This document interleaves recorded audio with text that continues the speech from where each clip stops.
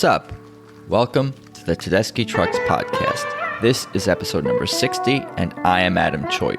To follow this show, it's at Tedeschi Trucks Podcast on Instagram, and I am at Adam Choit on Instagram and Twitter if you want to follow me. And of course, I have no affiliation with the band. This is not an official podcast for TTB or anything. I am just a fan, and if you're listening, I'm guessing there's a good chance that you might be too. So please be sure to subscribe and give the show a positive review on iTunes, Apple Podcasts. Doing those things is definitely helpful and appreciated.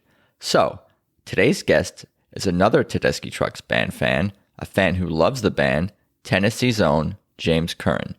It was the Forrest Gump soundtrack that really originally got James into a lot of the great classic music that he loves today as a kid, but it was his discovery of the Allman Brothers Band that essentially led him to Derek and Susan and TTB. And today, James tells me all about the fantastic recent shows he was able to attend, June 19th and 20th at Hop Springs Brew Park in Murfreesboro, Tennessee. We talk special guest Marcus King, we talk James's campsite being literally within an earshot of the venue, and we talk about James's highlights from the set list. So let's just get started. Here's James Curran. All right, so it's good to see you today, James Curran. Thank you for joining me on Zoom. I appreciate it. Yeah, man. Thanks for doing the podcast. Oh, for sure. How you holding up? Great, man.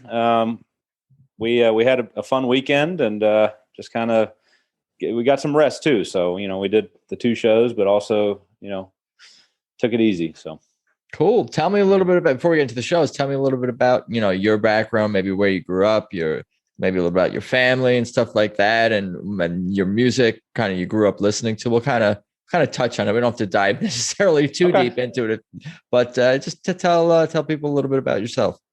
Okay. Well, I'll give you the short, abbreviated history. I pretty much have lived the majority of my life in East Tennessee. Basically, music started for me. I think in 1998, I had a ticket to see the Allman Brothers Band. Didn't really know much about them.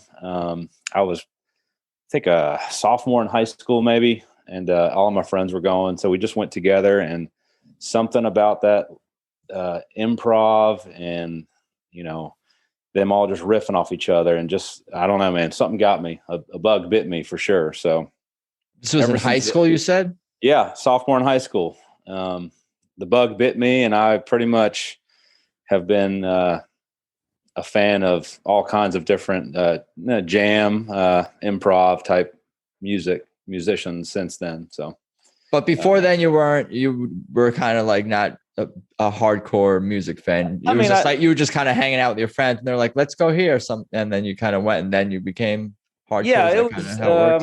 I loved music. Honestly, the movie Forrest Gump. That's honestly what really got me into music. It's a great soundtrack. It really is. I still think when I hear those songs, I'm like, oh, I think of Forrest Gump for a lot of them. Free Bird and Turn, like just off the top of my head. Yeah, my older brother Bill, he had shout out to Bill if you're going to listen to this. He had the Forrest Gump soundtrack on CD, and CDs were brand new back then. And I think I might have stolen it from him or, borrowed it, long-term borrowed. I'm not sure, but that's pretty much what did it. The CCRs and the Neil Youngs, all the good stuff on there. Allman Brothers was on there, but so I was interested in music, and then I got really, a deep dive into the Allman Brothers and like kind of, the 20-minute, 30-minute songs and the Elizabeth Reeds and all that. So, oh, for sure. You never played though, or sang, or were musical yourself growing up? I play a little bit of guitar. There you go. I'm not. I can get a few songs maybe halfway started, and then I don't know what to do, but a little bit. When did you start playing guitar? Let's see. I was probably 20 years old, and I had a roommate. Juan was his name, and he taught me a little guitar, and I've just kind of been interested ever since. I have a kid now, so I kind of put it away, and I pick it up. Once the pandemic started, honestly, I got some strings, and I started really trying to learn some music again. So That's cool. I'm sure you're probably better than you think you are if you've been playing it for, some period of time. It seems like a while. You started a while ago. So, Yeah. Yeah. Well, I don't know. I don't know. I don't know about that. I'm not going to toot my own horn. Definitely, I don't. I can maybe get, like I said, halfway through a song. Yeah, it's And fun. I don't. So For sure. What about your family? Were they also into music as well? Were they Allman Brothers jam band people, no, or they're into not at different kinds of all. stuff? My mom and dad are straight laced, so they did the Beatles before the Beatles got interesting. The "Can't Buy Me Love," that was their Oh, they thing. didn't like the Beatles when they grew their hair No, out. no. When they grew their hair out, my mom and dad were out. They did the Beatles, Herman's Hermits, um, some Broadway. I was kind of introduced to Broadway shows like Les Miserables. Les Miserables is a great musical, by the way. But we'd do. They actually took me to a Billy Joel Elton John concert when I was in elementary school. So they did have a little piece of. I've been to one of those myself. Yeah, what year? What year did you see him? It was 2000. I want it's 2000. I think. Okay. Ended towards the end of 2000. They played together on the same bill. Yeah, it was it's in Syracuse. I was at college at Syracuse Oh, University, okay. the Carrier Awesome. Dome. Mm-hmm. Yeah. I saw him right when, if you remember, The Lion King came out, and then Elton John did some Right. music on The Lion King. So me being, I don't know, fourth grade, fifth grade, was The Lion King songs were being played. But I knew a little bit about Billy Joel and whatnot. So Sure. but that was, they did have a little piece of my music, I guess, building blocks. But like I said, they were straight laced. My music was a little odd to them. Yeah, I gather. I like the weird stuff. Yeah, tell me about, because you said you kind of discovered the Allman Brothers or got hardcore into that and that kind of music around like 98. And Yeah, then 98. obviously TTB formed in 2010. So kind of tell me about your musical journey, in the early 2000s during that time period. Well, early 2000s, Widespread Panic was a big influencer in me. And really, there's so many branches off of a band like that, between people who guest star with them and the people who have influenced them. You kind of deep dive into, oh, they're playing this cover song, so now I have to find out who Traffic is, or right. Yep, that's how it works. All that stuff. I knew the Grateful Dead. That's, I think, anyone who is into jam or music like that knows the Grateful Dead. But there was definitely some bands I had never heard of, and definitely got influenced by all of them. But the Widespread Panic, and then I saw Allman Brothers band a few times in the early 2000s. They came to Knoxville twice, and I saw them in Charlotte on a co-bill with Widespread Panic. And Derek was part of these lineups. So Derek, the three times I saw him in the 2000s, Derek was there. The first time in '98 I saw him, I think it was Jimmy Herring, and I can't remember if Dickie Betts was. I think Dickie Betts was still in the band. If you go to Wikipedia, there's on the Allman Brothers, there's actually like a timeline of right. I love those. Those are really helpful. Those timelines. I've looked at it many times. Like, I saw. I think Jack Pearson was the guitarist who was from Nashville, and I don't think Derek Trucks was there yet. But the next time I saw him, he was there for sure. And Warren Haynes, man, Derek and Warren was something else. Something else to see those two together. That seems to be most people's. I mean, I guess if you want to, it seems to be a lot of people's second favorite lineup, or it's like it gets, not that all the Allman Brothers musicians get a lot of respect and are super talented, but the Derek Warren lineup is definitely, I feel like, considered very very substantial, in that world. Yep. And then you had O'Teal playing bass right next to him, who's O'Teal and Derek. I guess, what was it? There's a band called Frog Wings. Yeah, I've heard of them, of course. Butch Trucks, I think that was his his child he was growing. But I think Derek played with them first before the Allman Brothers. I could be wrong, but O'Teal was in that band. I think Kofi Burbage was in that band. I could be wrong. John Popper, who I Blues remember. Traveler. So it was just a weird mix of people.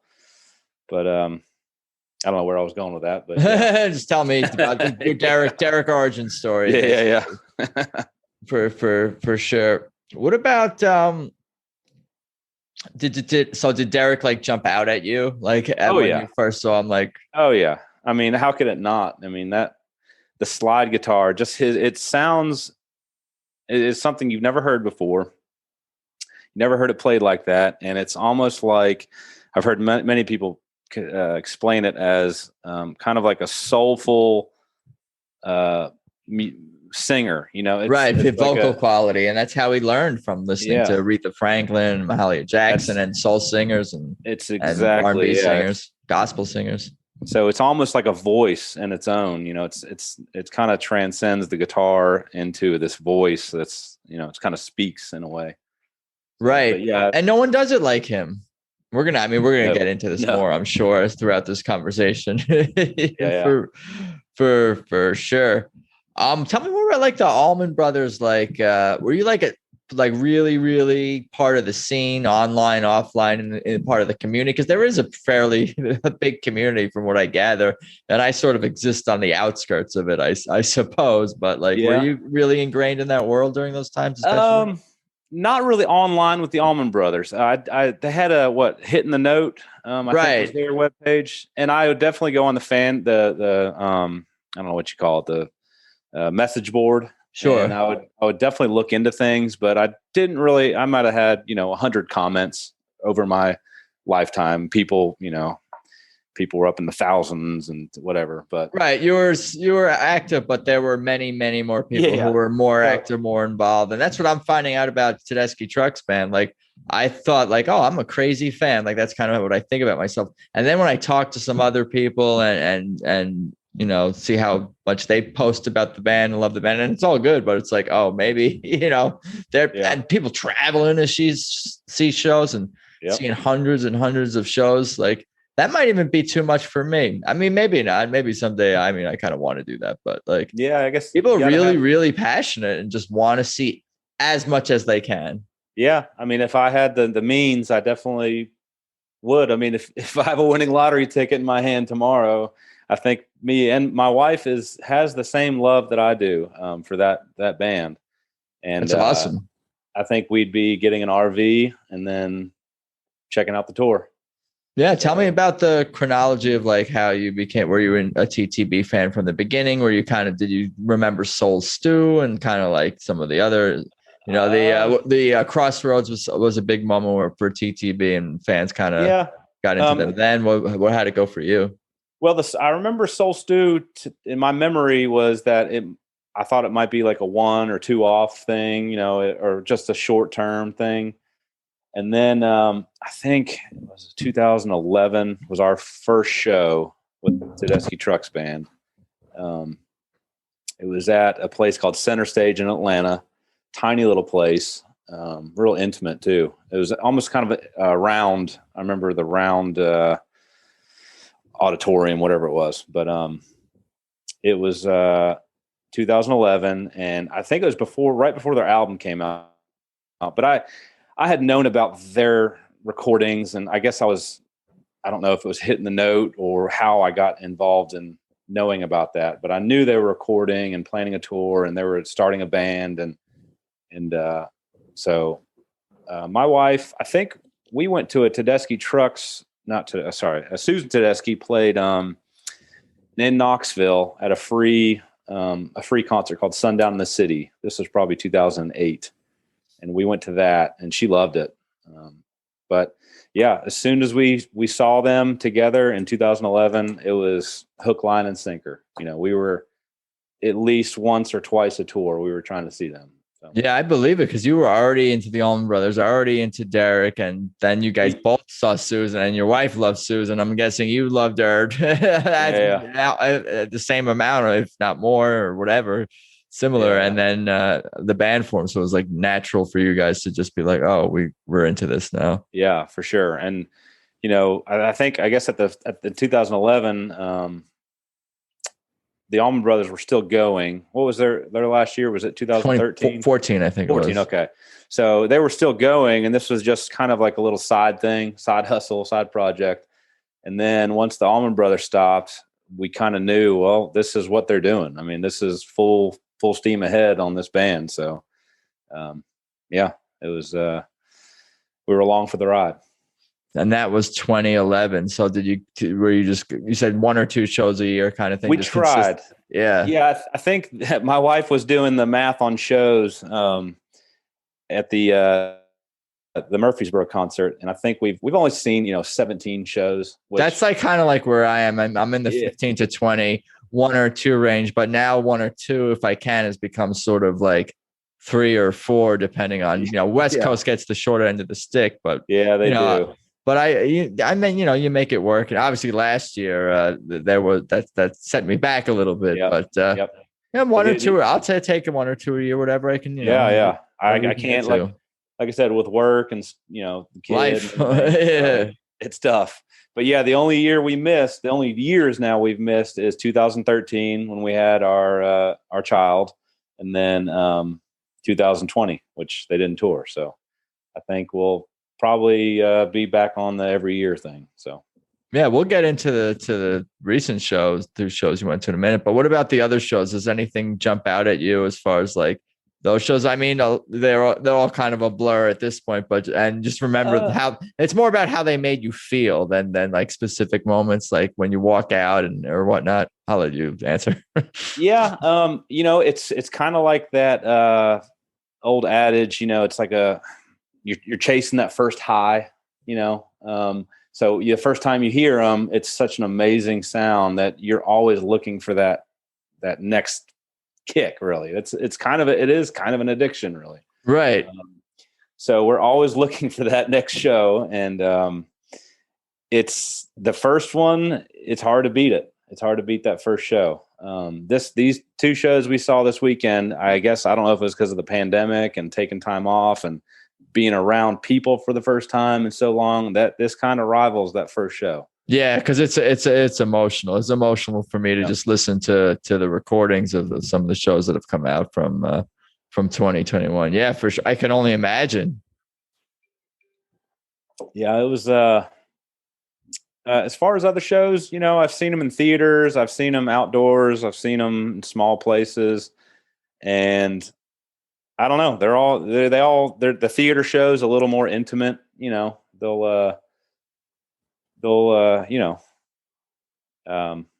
stretch songs out. I've seen them in Wheels of Soul once, and that was kind of a shortened set because they're sharing the stage with other bands. Right.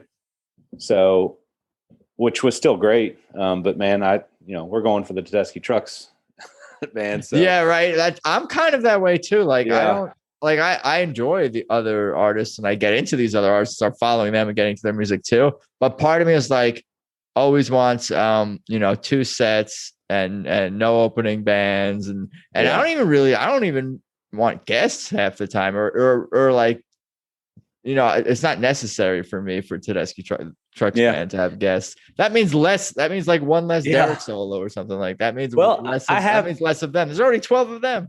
Yeah, exactly. It's fun for them. It's fun for them to play with other people, of course. Yeah, but yeah. So they're the opening acts. They definitely turn you on to some music that they enjoy. So, but yeah, I don't know where I was going with that. So yeah, tell me about the weekend. Like we can kind of go in order a little bit and tell me about like your experience, even like first arriving at the venue and the vibe and the show and all that, and kind of I'll let you have so we ended up taking my 8-year-old son, Mikey is his name, and we were a little bit he hasn't showed much interest in music, but we've been we don't want to push him. We know parents are boring and lame, so we haven't really pushed it, but he said he'd go. He's interested in going. So we bought him a ticket and we ended up, we were going to camp out. This is Murfreesboro, Tennessee, Middle Tennessee. So we were going to camp out and make it a fun camping / music weekend. and I couldn't find a campsite that was really that close. It was about half hour, 45 minutes away. And really, I'd kind of given up on camping, and then looked at an Airbnb and found a place right next to the venue, really right across from the venue. And it was kind of I booked it right away, looking at how close it was. This venue was it's called Hop Springs Brewery. And I think they're starting to do bigger shows out of necessity from COVID. I think they realized they had a chance to do something socially distanced. So they built the stage, and, it kind of came out of the pandemic. But anyways, they can get more people into Hop Springs Beer Park versus like a typical theater that they might play in that area. Yeah, I think it was capped at 4,000 because of social distancing.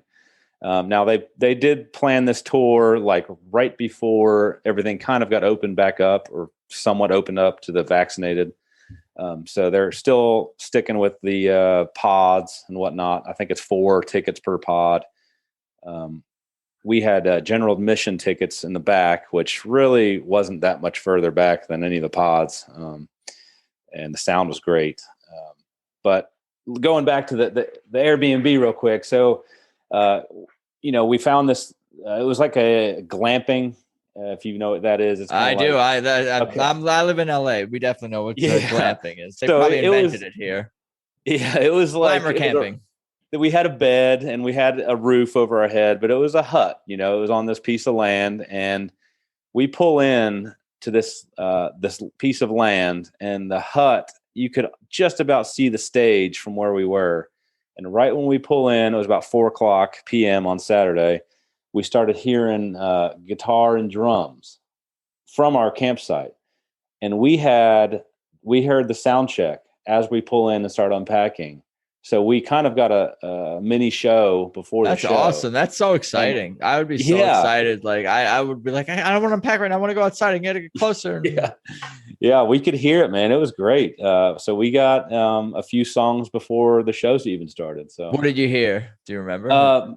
I don't remember every song. I do remember hearing Dreams, though. Gabe Dixon was singing, and I heard there's just the tempo of Dreams, and I knew right away they're about to play Dreams. So I got a Dreams sound check before the show even started. It was great. I just sat down in the chair outside and enjoyed it, outside of our little campsite. That's awesome. And that's like, that is why we're having this conversation. So obviously everything you're telling me is interesting too, of course, but like little anecdotes and things like that from your experience at the show is just, it's just interesting for me to hear that and like kind of live vicariously through it. Cause I know how that would make me feel, like just like pulling up and be like, well, I'm in the right place now.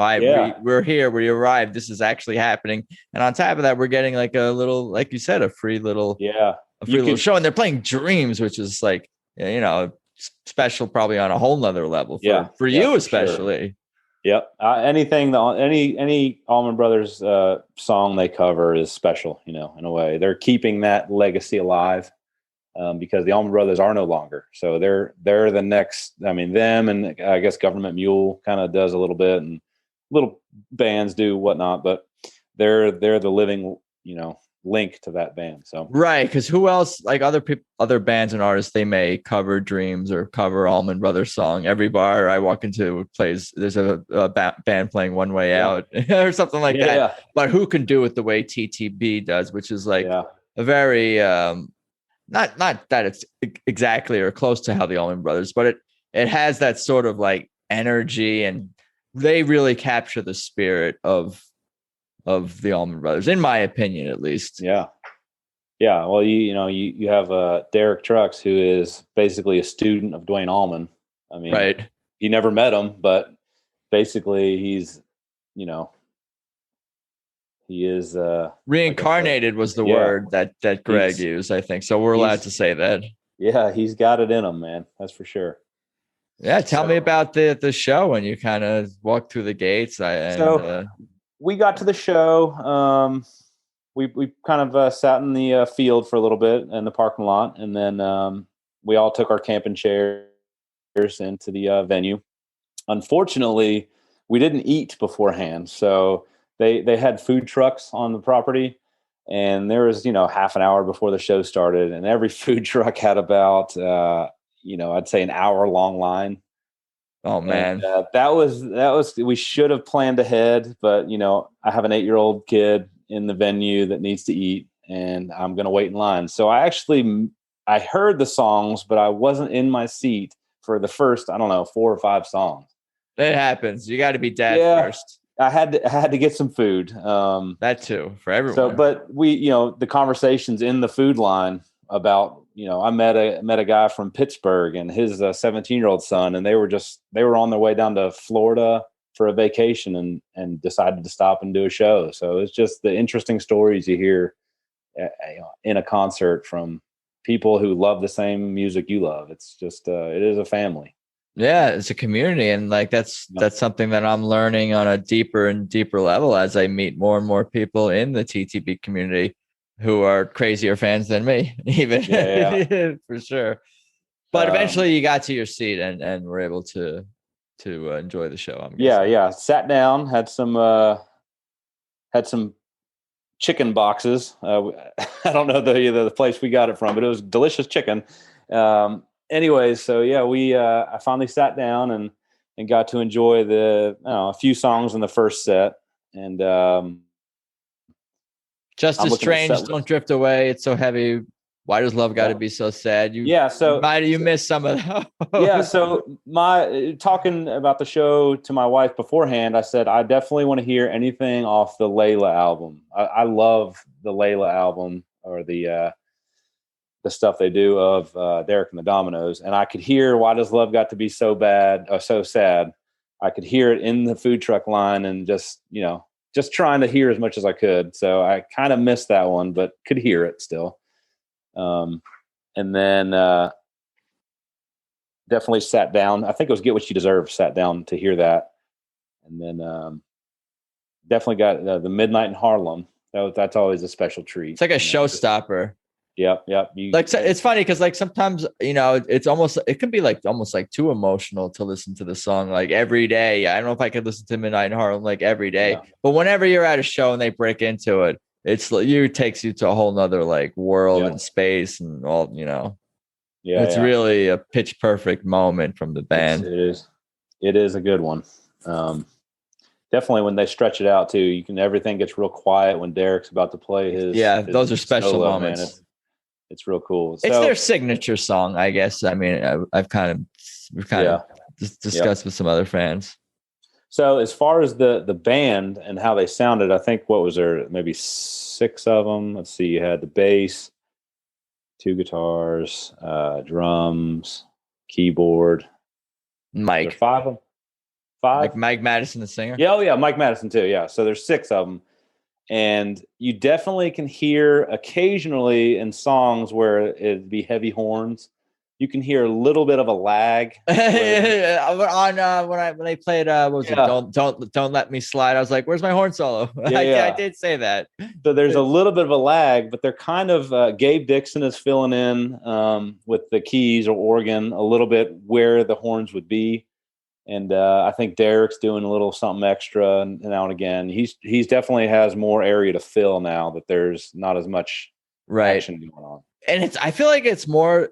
I could be wrong. It's hard to even know, but I feel like it's more like we're used to it. Like we're used to those horns. We're anticipating them. We're hearing them in our heads almost before they even come in. If we didn't know that they were there, we would just be like, this band is super awesome. Like, what would we think of Tedeschi Trucks Band as a 6-piece? They probably would still be my favorite band if I had discovered them. Just because of Derek and Susan alone and the songs. Yeah. You definitely know that they're not there, and the background singers with Mike was still there, but you can definitely tell that they're not as big as sound as they were once, but they are still a very, very large sound. So right, Ed Gendelman, the taper who I recorded, who I interviewed last week or whatever, he was saying that Derek kind of like tweaked his sound a little bit because it doesn't need to cut through 11 other people as much. He can sort of. It's not as biting. It's still his signature sound, of course, but Yeah. Maybe it's slightly different. I'm not an expert on that, but it made sense. And I kind of may have heard that on, on some of these recordings. So slight, subtle difference. Yeah. Yeah. I'm hoping there was a taper there. Like I said, I didn't see any booms or see any mics out, but I'm hoping there was. Yeah. I definitely want to hear the weekend again. Me too. And then Bound for Glory, and then it was halftime. It was intermission. Well, Bound for Glory, that's one of the songs that kind of hits me, after losing Kofi, that kind of gets you, the Bound for Glory. That was his song, you always heard Kofi starting that one, Kofi taking a keys solo. So right. Yeah. That kind of gets you. Yeah, they all get me. Everything gets me. They it's like I mean, obviously, if I'm doing a podcast, like it's like my unconditional love for the band. They could do no wrong, even if there's something like other fans or like a critic might not like, or somebody might criticize. I'll at least be able to like, oh, I see what they were doing. I understand. Like I feel like on some level, I get like some of the choices that the band makes, and I love almost 99.9% of everything they do. So yeah, and it all moves me, including Bound for Glory for sure. Yeah. It's, let's see, set to the song that really kind of jumped out to me. I mean, they're all great songs. The Don't Think Twice, It's All Right. Susan knocked that out of the park. I believe that was I heard her come out in Charlotte at the Allman Brothers. I think it was 2013, maybe, or I don't know when it was. I don't know what year they played Charlotte, and Susan came out and did that song with them, and it was with the Allman Brothers. It was great, but that song really kind of sounded great. I know it's a cover, but. Did Derek play on that song with her? Yeah. He didn't leave the stage. They all were there. Right. He's needed when they, they don't know. He's not, that's sometimes his bathroom break is at least the first part of that song, if not the whole song, but you're needed. How do they do the bathroom breaks when it's, well, I'm sure Derek takes at least one or two songs up, and it's just, and it's just Susan out there, or Susan takes a break and Mike sings kind of thing. Yeah. Sure. Yep. I definitely saw Susan leave the stage. I think the only time I really saw her leave the stage was the following night. We'll get into that here in a little bit, but the second night she did. So they did. Let's see. The second to last song of the second set was Dreams, which I'd already seen once in the day, or heard. I didn't see it, but I heard it from the campground. So I got 2 Dreams in one day, and that was the highlight of my day. I think that I got to listen to 2 of those. So that's cool. Yeah, and I see that they did it before. Which I don't even know if they did that. Have they played that recently at all? I mean, it's funny because I listened to like old stuff from like 2011 or something. Them doing that did it, and then I'll get confused. I'm like, did they do that recently, or did they? I feel like because they're bringing that back more. I guess they're going to bring that back, and the feeling music brings, and some of the earlier stuff that either Susan did or Derek did before TTB or early TTB live stuff. Like they're digging deep, and they don't even really have to be honest. They already have like 80, 100 songs plus the 4, 5, 6 new ones that they debuted during Fireside, but they're still digging even deeper into their own catalogs. Well, I love that. I mean, that's probably what they enjoy. They don't want, they want to stretch it, and they want to try playing something they haven't played in a long time. That's how they really enjoy their, on stage time, I would imagine. We're spoiled by this band that has such a catalog, that every show is its own thing. Even like talking about with guests over and over again, is that like even the same song is 2 different versions. Even during Fireside, they did have some repeats, but they were totally different. They were totally different lineups, plugged in, acoustic, just Susan and Derek. Such diversity of sound and just huge catalog. Yep. When you said that did it, a memory came to mind. when my wife and I saw them play, I think it was their first show at the Ryman. The year, it might have been 2014, 2012, 2014, somewhere in there. And I remember two things. I remember that we were in the, I think, front of the balcony, and the Ryman is a beautiful venue. It's an old, I believe, an old church from the late 1800s, and the pews, it's like a church inside. So there's all these pews, and we had, let's see, Winona Judd was maybe 2 or 3 rows behind us. So me and my wife, she looked at me and she said, "We have better seats than Winona Judd." And kind of, that was the ongoing joke that show. But I can remember that did it, when Susan, it's the song about, the woman, taking control, right? Right. Yeah. And kind of, a woman, a very powerful woman song. And I can remember Winona Judd just loving it, just eating it up, just because we, would occasionally look back at what Winona's doing. This was not this past week. This was a different show. No. Yeah. This was like 2013 or 2012 or 2014, somewhere in there. Mm-hmm. But the band was fairly new still then. But I can remember Winona just eating it up. It's funny because I've seen her, and it was funny. They did it was like a country in the city, like KCRW thing, like a radio station in LA. So it was all these people who were like, "Oh, let's go see this free show, whatever it was, or cheap show." Yeah. And it was not country music fans, and it was just like LA people, but everyone was super into it. And she's a super great performer, and her band was awesome. And I definitely recall that, and how good and great of a show that was. And I could picture her doing that. Did it? I think that would be a song that she could definitely do in her own style. She had a lap pedal, or a pedal steel, whatever player. Yeah, I mean, she's a performer, that's for sure. She can put on a show. Mm-hmm. I think, works the crowd, total control of the crowd, engaging everyone. During that Ryman show, we were 90% sure that it was Winona Judd, but there's always that doubt, like that's really not her, right? So after the show, I think it might have been Twitter or something, she posted a photo of her backstage with the band. So we're like, oh, that it was her for sure. I'm gonna find all this. Yeah, we did have better seats than Winona Judd. So we were I don't know how she didn't pull some strings and get something better, but yeah, I would be telling. I would tell people that too. That's funny. That's funny. So yeah, we that did it, and then Went Into Dreams, which is always a great any Allman Brothers band song is great.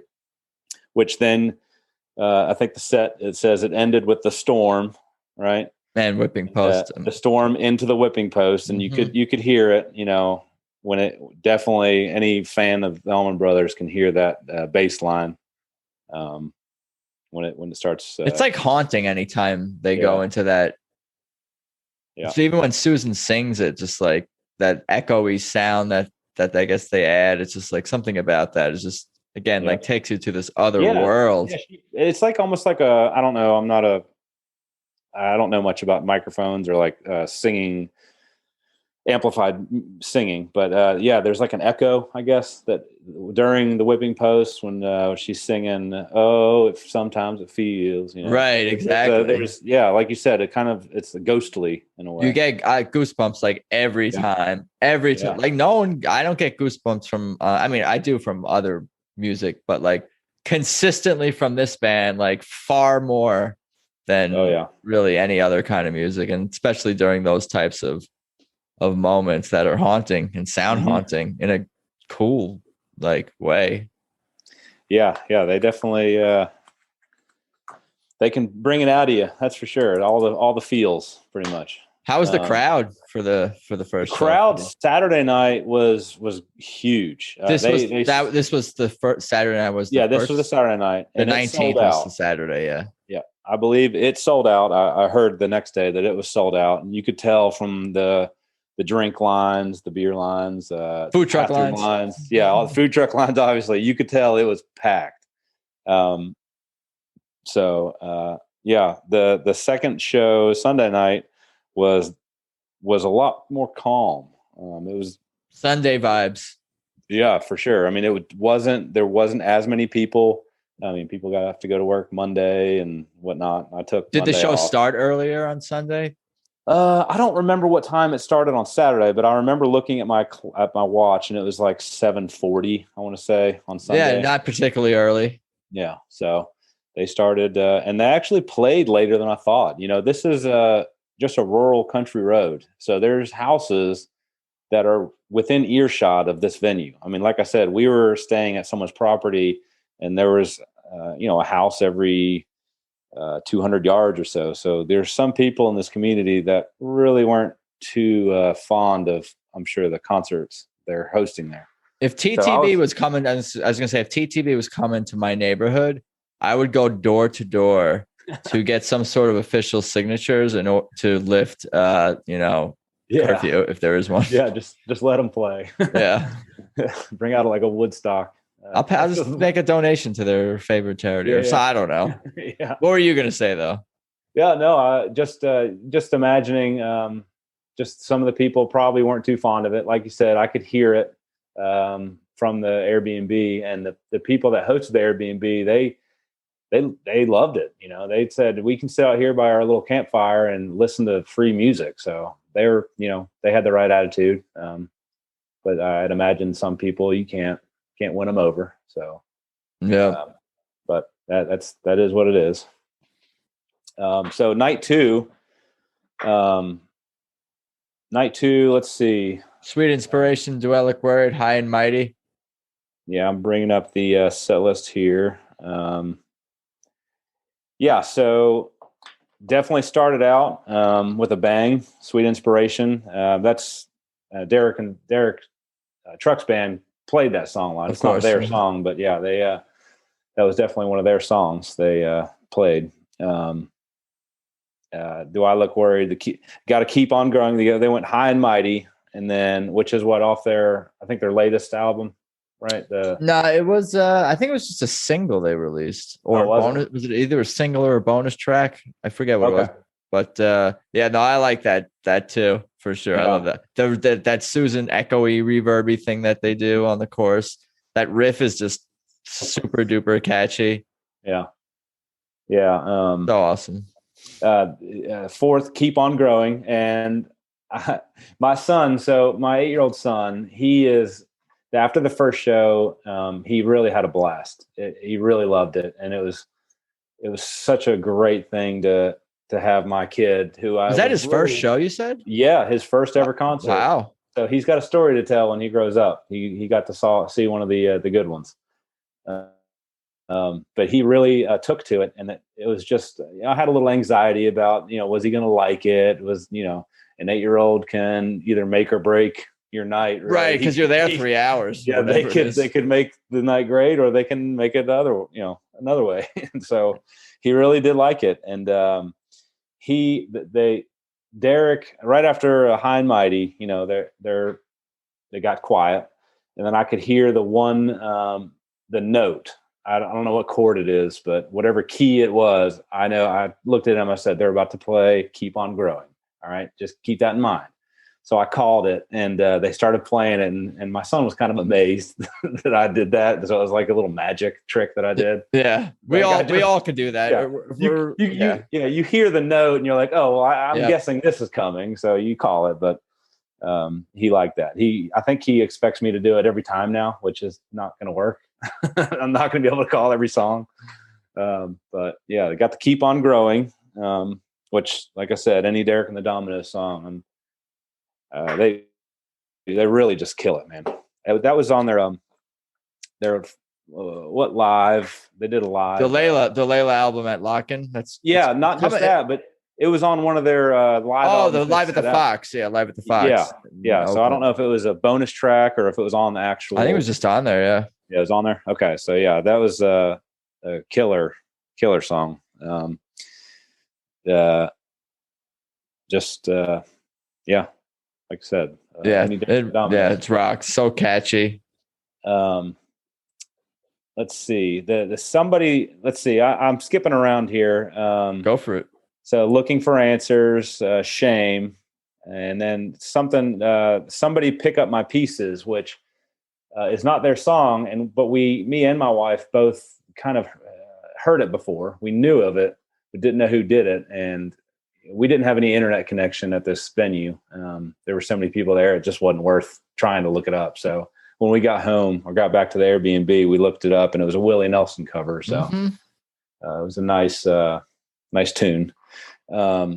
About this time in the show, I think I was either in line for the bathroom or a drink, and my wife comes rushing down to me. This isn't a big venue; it's just a small little hill, right? So I ask her, "What's going on? What's happening?" And she said, "Look, it's Marcus King." So I look over, and sure enough, right beside me is Marcus King, who is one of the better guitarists, in my opinion. Yeah, he's ridiculous. I've been a little bit on a Marcus King kick this past week or two, especially. One of the best guitarists and one of the best voices too. To go with that. So we saw Marcus King, and he walks past us and goes through the fence. A security guard lets him through the fence.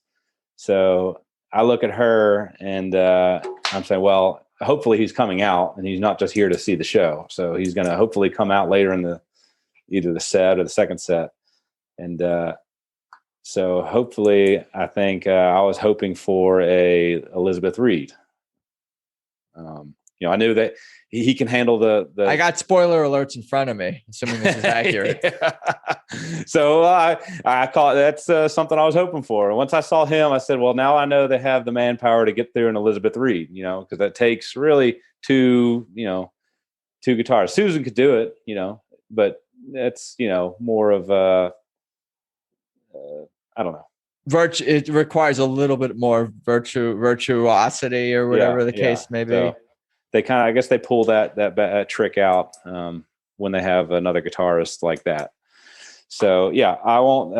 Obviously, we kind of just hinted on that, but the second set. Let's see, you have Laugh About It. I feel like I'm taking your job from you. No, I'm doing good. The Laugh About It, Just Won't Burn, which is a Susan Tedeschi song. That sounded great. Gonna Move, which I'm not sure if I know that one or had ever heard that one. They both did that in their bands, Derek Truck's band and Susan Tedeschi and her solo. They both covered. Paul Penn was the original artist, but yeah, that's a catchy one for sure. Okay. That might have been that she introduced a song as coming from the writer of the gentleman who wrote Jet Airliner for Steve. You're right. Miller. Yeah. Paul, him? Yeah. He wrote Jet Airliner. Okay. So that was it. Yeah. Did he write it for, I don't know if he wrote it for. That's what she said. Oh, maybe he did write it. I don't know if he wrote it for Steve Miller. I know Steve Miller, of course, covered it, but that would be, I should dig into that story. I don't. Yeah. So, Susan gave me a little knowledge there. The Jet Airliner. But Leaving Trunk, which Mike Madison, man, he can really belt that song out, Leaving Trunk. That's always a good one to hear him do. No doubt. The Angel from Montgomery. I think at this point we had kind of taken our chairs from the general admission. Not trying to break any rules here, but we kind of just moved up. Nobody really cared. Sunday Night Vibes.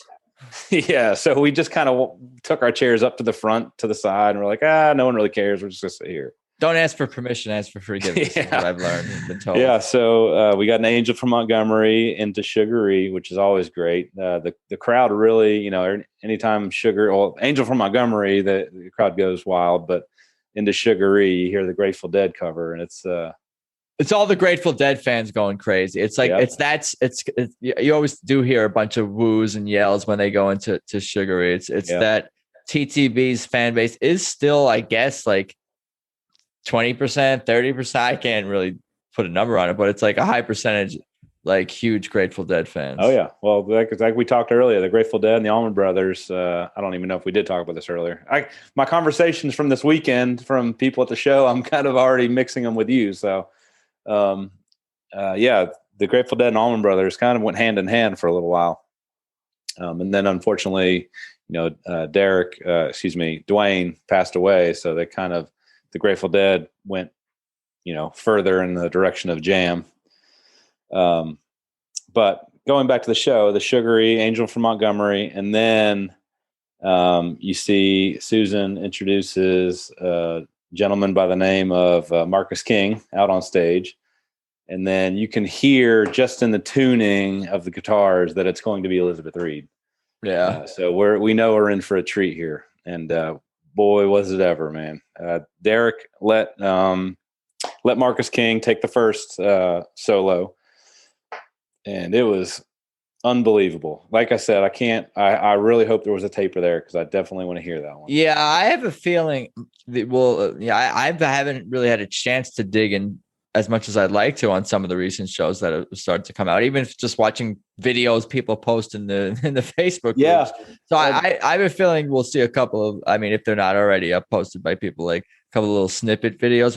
I hope there's something of like in memory, the Marcus King stuff, I guess. Yeah. Cool. Yes. Anything. So, I'll take whatever people are going to share. There was a gentleman next to me that was taping the whole entire Elizabeth Reed, which, I kept thinking, I don't think I would want to hold my phone up during this or for the entire song.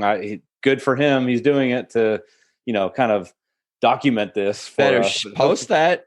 Yeah, hopefully he gets it posted. You better post that. I was trying to keep my woos down a little bit. So, but if it is his, video posted, you might hear me in the background. Right, that's true. Because when you're close to someone, I was trying to keep off the record. But the Marcus King, and you can tell, man. You can tell they're having fun. You get someone like Marcus King out there. Susan, they just all have this little giggle. Susan and Derek, when Marcus King will do something crazy, they all are kind of like smiling like they're kids, like, I can't believe you just did that. And it's they're playing with each other at that point, and they're just having fun. So yeah, they like music. They love it. They're into it. They have fun doing it. And I said this quote before, but like BB King says, like they do the show for free, but they're paid to travel and deal with all the rest of. Yeah, that's a good way of looking at it. Mm-hmm. So the Marcus King, Elizabeth Reed, and then The Sky is Crying. Marcus King stays out and just knocked that one out of the park as well. I bet. And I can't remember if it was the first, or I think Marcus King took the second verse singing. Susan did the first. Dude, I gotta find this. And I swear it was. Susan just had this smile on her face, like, I can't believe you sound like this. Like, it was how it's are ear you doing catching. It's ear catching, and like yeah. It's wild. But and it was probably also not to cut you off, but it was probably also like this sort of like release in a way, because I don't know how long they went doing In Memory of Elizabeth Reed, but there are no lyrics in the song, and it's typically somewhere between 20 and 30 minutes song. Yeah. And Marcus King's up there, and everyone knows he has this great voice. So but he's an amazing guitar player. So you not forget, but like the fact that when you first heard it on Sky is Crying, I'm sure it like really popped, like you're describing, and you're reminded of that guy's awesome talent. Yeah. I now that you say that, at the end of Elizabeth Reed, that's the song that Susan did leave the stage for, and just kind of let them have the showcase. But once the song was done, there was no one to talk. It was I wouldn't say it was awkward, but it was Susan and Mike, or Susan's actually the voice of the band, right? She's the one who talks in between songs or says, I'm glad to be here or whatever, but no one knew kind of what was coming next. And then until Susan came back and broke the silence, the awkward silence. Yeah, she needs to come out like as they're like just finishing up. But it'd be weird. Like, thank you, everyone. Like I wasn't here. Like, what do we do now? I don't know what's going. Derek would talk though sometimes during. I've heard his voice on recordings of like Derek Trucks band shows. Jan Rico would talk, I think, sometimes more, and maybe even took over. There's other people who can have more knowledge about it, but you do hear Derek's voice sometimes on those old Derek Trucks band recordings at shows. Yeah. So yeah, The Sky is Crying with Marcus King, and then encore of Made Up Mind. Just a really good cap to the night. Yeah, I imagine. I hear it. It was pushing 10:45, I'd say, and it was, I was surprised they played that late on a, like I said, a little rural community like that. Yeah, and they were finishing up with Made Up Mind, which is not like, somebody pick up my pieces. It's like a rollicking, loud rock song, basically. Yeah. They had a great time, man. And they definitely expressed the feeling that they were glad to be playing in front of people again, and just they were having as much fun as the fans were, really. So yeah, no, Susan said these very words during one of the Jacksonville shows when she was doing her rant during pity the fool, I pity the fool. And she was just like going on this rant about how great it is to be with the fans and playing music again, and just like all the stuff that you were kind of just describing. And yeah, I could imagine, doing they've been doing it for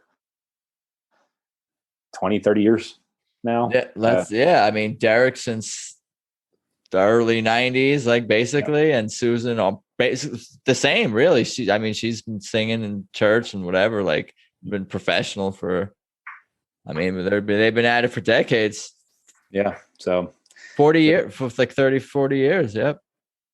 It was great to have him back. I tell you that. It was great to experience that again. My kid, my 8-year-old, he had a great time. And what was great, he, right after the show, he literally said, when's my third concert going to be? Who are we going to see third? Who's my third? Because that was his first 2 concerts. He's already looking for his third. Dude, you may have set the bar. Tedeschi Trucks probably set the bar too high for him. I don't know. Like some people are like, I like all different kinds of music. I have an eclectic taste, but like, I don't. It's hard to like I always say how no one could follow Tedeschi Trucks Band. Yeah. Who's within that genre of music? Yeah, maybe some like super popular band, like that has a legend type following, like maybe like Led Zeppelin in their prime or something like that. But like short of something like that, or like a heavy metal different genre, who's just gonna like. But like there's no one else in like the soul, blues, rock kind of throwback style that can follow them. Yeah, it is hard. It is hard to follow them. I think I wasn't at the lock-in that they played with the Dead and Company, but I heard that it was hard to follow. Tedeschi Trucks played a 5 o'clock set or whatever, and then Dead and Company were 8, and it was the fan base was just like, I don't know what to do now. It was hard to follow them. So even for a giant band like Dead and Company, it's tough. Right. Yep. No disrespect. Sounds like a great weekend. Do you have a next concert scheduled with your son? I don't yet. I don't think this is going to happen, but you never know. Lock-in, they came out with not a full lock-in, but they're doing these little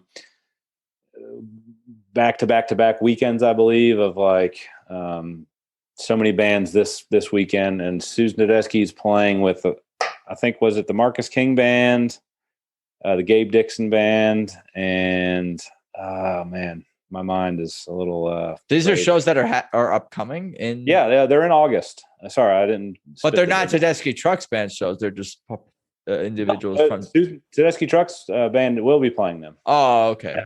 I don't know if it's going to be their full band though. I don't know if they might not know. Yeah, so, I don't know. We don't even know if they're going to get a second drummer. So that was also a question we had during the weekend. Was they've got one drummer now, the Falcon, Tyler the Falcon, right? Mm-hmm. And JJ, he has left the band right before the pandemic. He left. So who are they going to get to fill in that second drummer seat? You're saying that they might stick with just one drummer. I hope not. I don't think they will, because too many of their songs seem to be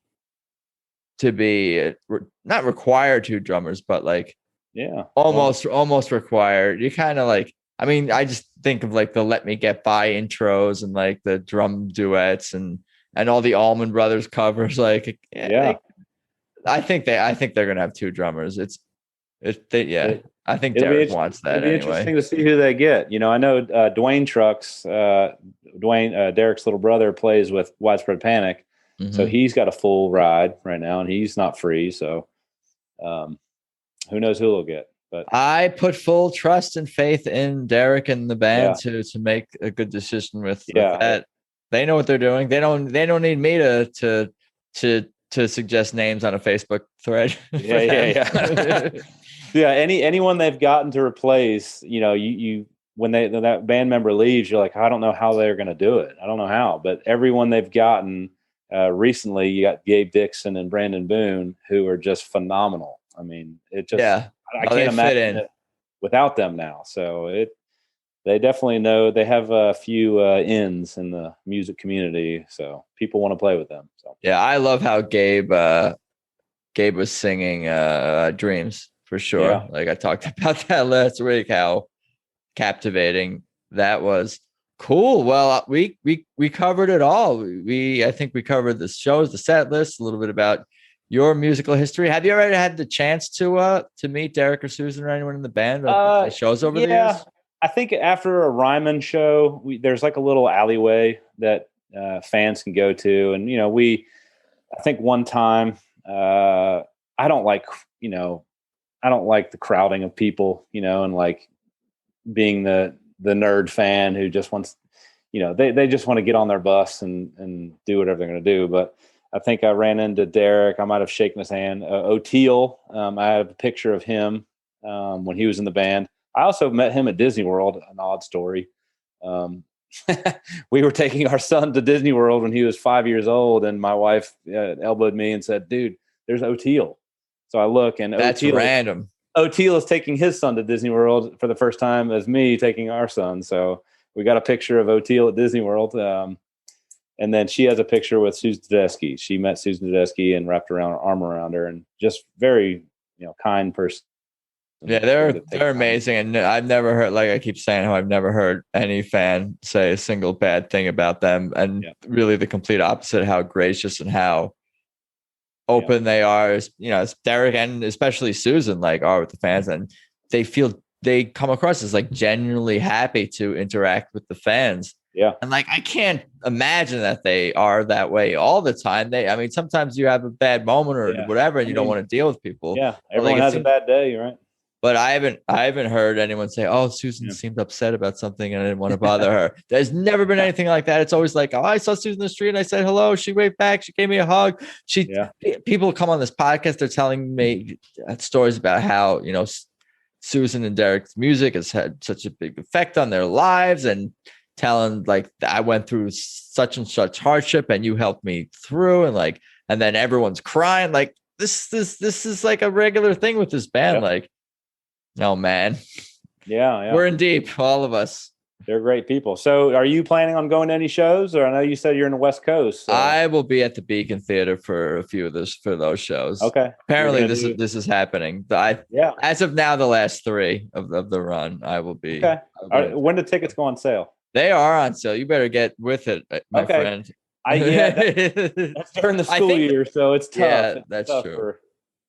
But you don't live in New York, either do I, but I have some family there, and it'll be cool for me to meet some of the people I've talked to but never met in person before. Yeah, you get a little meet and greet before. And this is like, this is the first. I mean, you're only the second person I've had on to talk about a live show where fans were at. That was the whole point, not the whole point, but a big thing that I thought I would do with this podcast that I've been saying is like, talk to fans who went to shows that I couldn't get to and either had the chance to listen or not. Like either way, I know these songs and I can still talk about them. And I thought that would be a very great way to create content. But that did not happen until episode 60 or 59 or wherever the hell, 58, wherever the hell we're at. The interview with the gentleman from Philadelphia. I love that one. That was great. Yeah, Ed Yandelman. Yeah, he's a character for sure. And what I was going to say was that I haven't gone to any shows since I started this podcast either. So obviously that would be something that I'm sure I'm going to talk about going to the Beacon or do some field work perhaps down there. We'll see. I'll try to explore some different possibilities, but I'm just excited to see music, live music in the band. And I've never been there. I haven't been to I've never been to the Beacon that I recall, and I've never seen TTB there. So it'll be fun. Nice. And that's like the I guess the not central hub, but it's one of the places where like people will fly to. Oh yeah, for sure. That's the go-to. That's any fan wants to go to that show. Red Rocks, but the Beacon is probably their main. Yeah, because they're also doing 7 every year, whatever it is. So it's like it's worth flying in because you're going to get more than one with that residency. But I've taken up enough of your time. I could keep going all day. I'm sure we could both talk music all day and all night. Anything else we need to cover or discuss? Anything you want to plug or promote or where people could find or follow you? I don't think you're a public figure, but I'll give you that option if there's anything you want to plug or promote or whatever. Yeah, I don't really have anything. Just keep up the good work, man. I've enjoyed the podcast and hearing what other people have to say about the band. So, thank you. I appreciate it, and I appreciate the time. And let's talk soon. All right, man. Thanks. Have a good one. Oh, you too. Later. All right. So there you go. Episode 60 with James Curran. That was a lot of fun. I really thank James for the time and for kind of giving me the opportunity to live vicariously through him, a bit through his recap of the weekend. And by the way, since recording this podcast, those 2 Murfreesboro shows are up on archive.org now. Thank you, Taper Adam Hudson, and thank you, David Flam, for posting the Liz Reed and Sky is Crying videos with guest Marcus King on YouTube. I definitely appreciate any audio, any video that you guys are going to be posting from this tour. Thank you. Anyway, for now, hope everyone is doing okay out there. And please check out Tedeschi Trucks Podcast on Instagram. That's at Tedeschi Trucks Podcast. And of course, remember to tap subscribe or follow on iTunes, Spotify, or via whichever way you listen to this episode. And again, positive reviews on iTunes, Apple Podcasts are appreciated. I'm on Instagram and Twitter at Adam Choit. TTB, you can find them at TedeschiTrucksBand.com. But I think that's about all I got for today. I appreciate you guys listening. Later.